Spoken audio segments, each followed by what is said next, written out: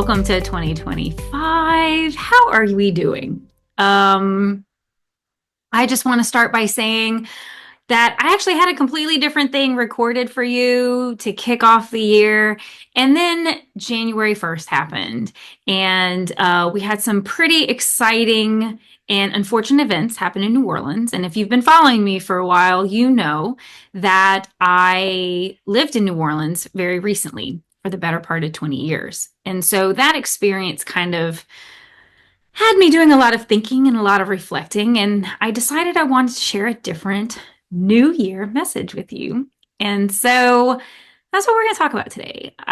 So to kick off, and then we're going to have good stuff because then we're going to talk about everything that's coming in 2025 and things that are super positive. But what I wanted to do was use what happened on New Year's Day as kind of a lesson on how we approach situations, particularly things that are really stressful, emotional, where we don't have all the information immediately available. So in this instance, we now understand it to be a terrorist attack that has happened in the city. But when it first happened, we really didn't have a lot of information. And it was interesting to me to see the spiraling that took place. And I made a point to watch different news channels, both domestic and international, because if you watch international news, you will realize that how we report news in the US is drastically different than how the rest of the world tends to report things. And I just kept seeing some tendencies, some behaviors that were taking place that I know happen in normal day life, in your personal lives, they happen in your professional lives. And I thought we could use this moment as an opportunity to say, if we want to go into 2025 being better, stronger, more aware humans, to be better, stronger, more aware leaders, how can we take some moments to take a moment to reflect on this incident, and then what can we learn to apply going forward?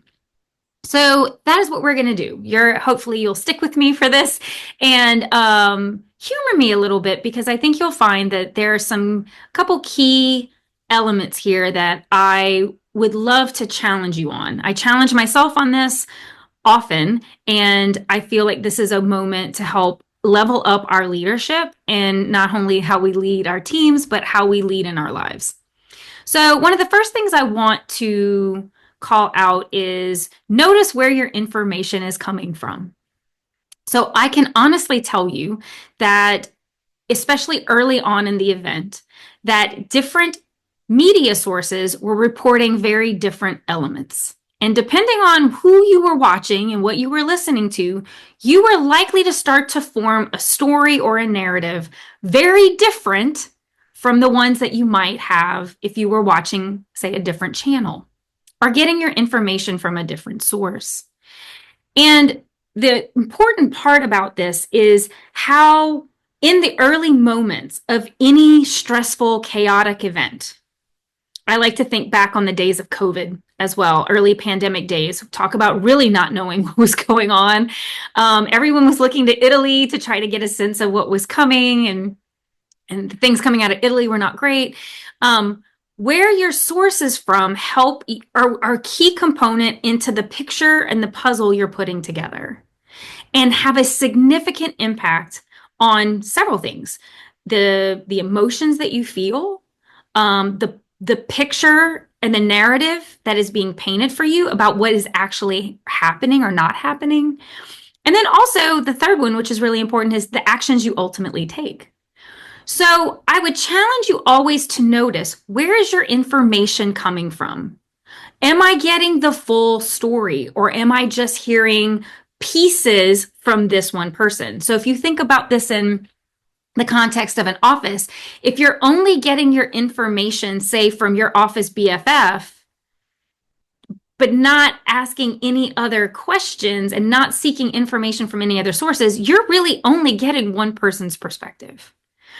And so what we have to challenge ourselves as leaders in the workplace and within our lives is diversifying where our information comes from. Challenge what we know to be, what we think to be true.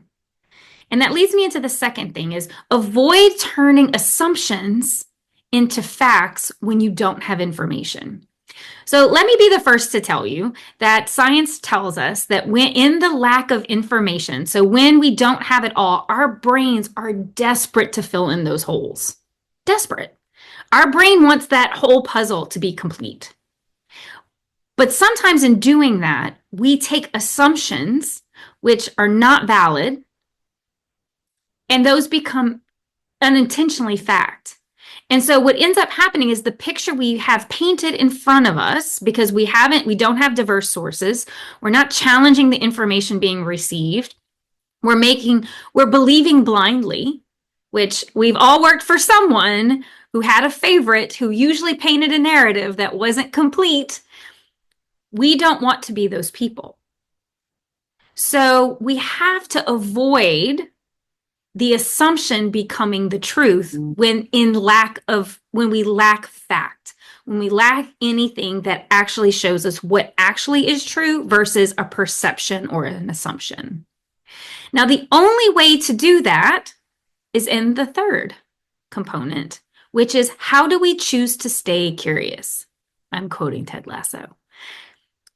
We have to stay curious and ask questions.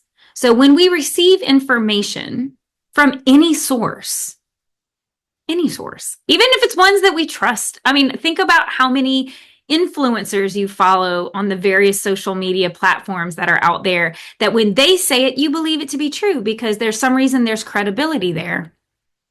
Do you ever say, well, where did their information come from? How do I know it's true? Is it valid? Do you ever go validate it yourself? Most people don't. And so what I would encourage you to do, especially in the age of creative AI, generative AI, people who are selling things but not necessarily being clear of what they're selling, whether it's a narrative or a product, is challenge what you know. Don't outsource your critical thinking. Ask questions. Be curious. Take anything you hear to the next level. Why? Ask the whys. If you're a Six Sigma nerd, 5 whys, go for it. If you don't know what it is, I'll cover that later into something else. But practice 5 whys. How did this happen? How did we get here? And I'm not just talking about massive events, but even cultural breakdowns that happen in our office. How exactly did we get here? Why, when did it happen? When did it start? Were there signs that were missed? Because if you're not curious, if you're not asking the questions, then you cannot understand your role in this. You can't understand were there things, and again, not talking about the big events, but talking about the smaller events in our lives, is what role did we play? Did we? You start there. Was there something I did? Did I miss something? Is there an opportunity to go back and reflect? If we don't slow down and be curious and have self-awareness, we can never show up as a better version of ourselves because we're never having the opportunity to say, I could have done that differently. Notice I said differently, not necessarily better. Differently. Because the last thing I want to talk about, and it ties to the action we take, is understanding where you are emotionally when you are taking action. So when there is chaos, when there is whatever is happening and there needs to be action, it is a very different experience if you are coming from a place of anger, hostility, aggression, versus if you are performing that same exact action from a place of calm, consistency, and strategy. And I want to be very clear about that. You can have the same action be interpreted very differently simply by the emotional state you are in and how you execute that action. So I often think about it, and again, their gender comes into this a great deal because sometimes men, when they come in fired up and angry, they're seen as, look at him, he's passionate. Whereas a woman comes in with the same level of emotion and may be deemed emotional, PMSy, shall we just say it, bitchy, if she showed the exact same emotion. So, what I would encourage you to do is that when it comes time to take an action, based on good information, good reflection, a lot of curiosity, seeking multiple sources, challenging your thought so that we are not making poor decisions. Because the last thing you want to do is make a decision on bad information, because all you're doing is adding more gas to the fire. You're not solving a problem, you're just making the original problem way bigger, right? So if we want to show up as a better version of ourselves, in this coming year, I really want you to use this opportunity to think through how you get information, processing that information, challenging the information you have, and then emotionally gut checking yourself. So before you take that next step, emotionally, where are you? Where are you? And do you need to maybe check that temperature a little bit before you actually step out and take any kind of action, make any kind of comments that may damage who you are, like who you are, your credibility, your reputation? Even if it's the right action, how you execute it matters. And I would say in today's time, it matters even more than it did, say, 10 years ago. You have to think about your audience and you have to think about it. You have to be strategic in how you execute, especially in times of chaos, drama, conflict, insanity, right?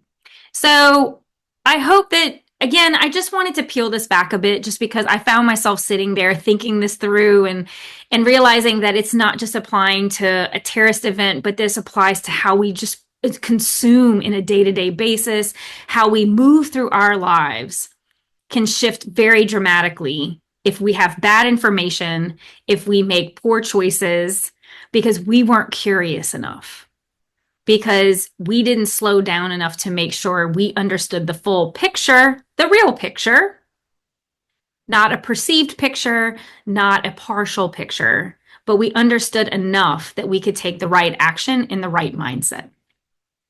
And then there's the last thing I would leave you with as we're thinking through the better versions of ourselves is to remember kindness costs you nothing. Because usually in moments when emotions run high is usually when people are the shortest, their fuses are short, not a lot of sleep. There's a lot of pressure on leaders to do the right thing, to do something and whatever you do to make sure it is the right thing. So pressure is always high, and to always remember kindness costs nothing to yourself or to others. So don't forget to give that freely if you have the opportunity to do so. So now I'm off. I'll hop off my pedestal. But I just want to say it is an odd way to start a year, and I would like to think that it is not setting a very, setting a tone. But we can choose to own the narrative of this is a moment where we can learn and we can question and we can make smart choices versus, we can figure this out if we so choose to. But what I want to end with today is what's coming in 2025. I am genuinely elated. I can't tell you. At the end of 2024, I had the privilege of networking and meeting some genuinely amazing people who are doing such good work across so many spectrums of industry and geography. And I'm so grateful to say they're going to be on the podcast. And they really genuinely are just some phenomenal folks. Coming up in a couple weeks, you're going to hear from Brent Robertson, which, if you don't know who he is, I am so excited I get to introduce him to you. And I just think he's going to start us off on the exact right tone for the year and thinking differently about how we approach leadership and what are some of the most key skills, like listening, which ties to the message I just gave, is how do we listen? How do we really make sure we're present and understanding what's really happening in our businesses and in our lives? So there's still more stuff to come. There's, I'm working on a new program to launch this year, which I'm excited about. There's a lot of writing taking place. Just so good. I'm just so excited for this year, and I refuse to allow the action of one man to change that. And I hope you feel the same, that there is a lot of optimism to be had in this world. And I believe if we approach this world with broader perspective and broader kindness, that we individually, through our small actions, can have tremendous impact. So with that, I will leave you and just say I will see you again soon. First, I just want a quick call to action. If you're not on my newsletter, get on my newsletter because I share everything first there. So if you want to hear about new books, new programs, new offerings, it's always in the newsletter first. So head over to KimberlyJBenoit.com and sign up for it. You can also find links in the bio, and there's links on here. And then I would just say, get in touch with me if you have questions. If this spoke to you in any way, shape, or form, reach out. I want to hear how you're doing. I want to hear how 2024 ended for you and where you are mentally in heading into 2025. Because I think it takes a village, people. It takes a village. All right, with that, I wish you well. And until next time, take care and be kind to